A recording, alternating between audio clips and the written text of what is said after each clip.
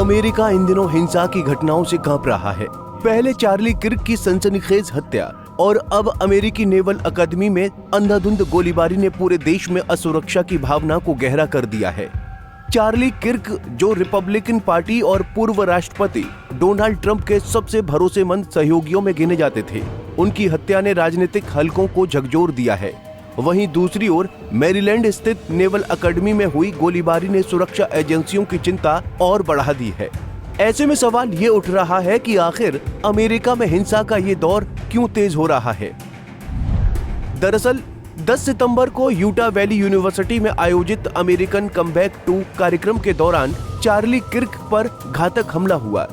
प्रत्यक्षदर्शियों के मुताबिक वो छात्रों को संबोधित कर रहे थे, तभी अचानक गोली चली और उनकी गर्दन में लग गई। उन्हें तुरंत अस्पताल ले जाया गया, लेकिन उन्हें बचाया नहीं जा सका, जिसके बाद इस घटना का वीडियो सोशल मीडिया पर वायरल हो गया और अब इसने अमेरिका में राजनीतिक हिंसा की बहस को फिर से जिंदा कर दिया है। वहीं किर्क की हत्या के बाद रिपब्लिकन खेमे में गुस्से की लहर है। डोनाल्ड ट्रंप ने इसे अमेरिका के लिए अंधेरा पल बताया और हमलावर को किसी भी हालत में पकड़ने का आदेश दिया। वहीं उन्होंने चार्ली किर्क को मरणोपरांत प्रेसिडेंशियल मेडल ऑफ फ्रीडम देने का भी ऐलान किया है, जिससे ये साफ संकेत मिलता है कि ट्रंप इस घटना को सिर्फ एक अपराध नहीं बल्कि राजनीतिक हत्या मान रहे हैं। वहीं यहाँ दिलचस्प बात ये रही कि इस घटना की निंदा डेमोक्रेटिक नेताओं ने भी की है। कैलिफोर्निया के गवर्नर गेविन न्यूसम और पूर्व राष्ट्रपति बराक ओबामा ने इसे लोकतंत्र के लिए खतरा बताते हुए कहा कि इस तरह की हिंसा का किसी भी सिविलाइज्ड समाज में कोई स्थान नहीं है। ओबामा ने चार्ली किर्क के परिवार के प्रति संवेदनाएं भी व्यक्त की। वहीं FBI और स्थानीय पुलिस इस मामले की गहन जांच कर रही है। फिलहाल ये साफ नहीं है कि हमला किसी अकेले शख्स ने किया या इसके पीछे कोई बड़ी साजिश है।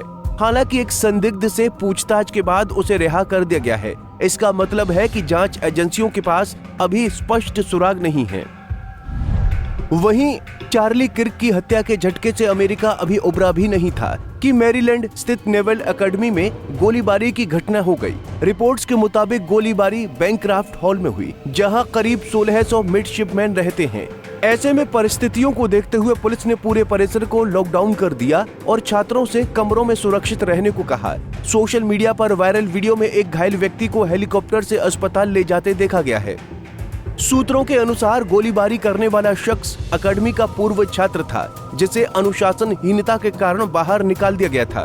उसने सैन्य पुलिस अधिकारी का रूप धरकर परिसर में प्रवेश किया और गोलीबारी शुरू कर दी, जिसमें कई लोग घायल हो गए हैं और एक की हालत गंभीर बताई जा रही है।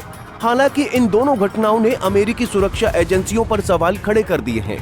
एक और चार्ली किर्क जैसे हाई प्रोफाइल शख्स पर खुले मंच पर हमला हो जाता है और हमलावर फरार हो जाता है। दूसरी ओर देश के सबसे सुरक्षित सैन्य संस्थानों में से एक मानी जाने वाली नेवल अकादमी में कई पूर्व छात्र इतनी आसानी से फायरिंग कर देता है।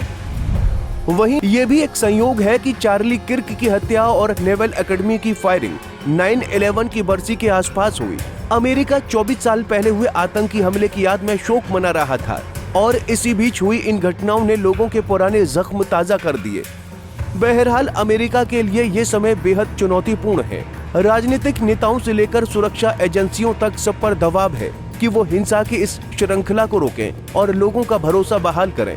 जांच एजेंसियों के लिए ये बड़ी परीक्षा है कि वो जल्द से जल्द चार्ली किर्क के हत्यारे और नेवल अकादमी हमलावर को पकड़ें। तभी देश को ये भरोसा होगा कि अमेरिका में कानून और व्यवस्था अब भी मजबूत है। Bureau report, Punjab Kesari TV.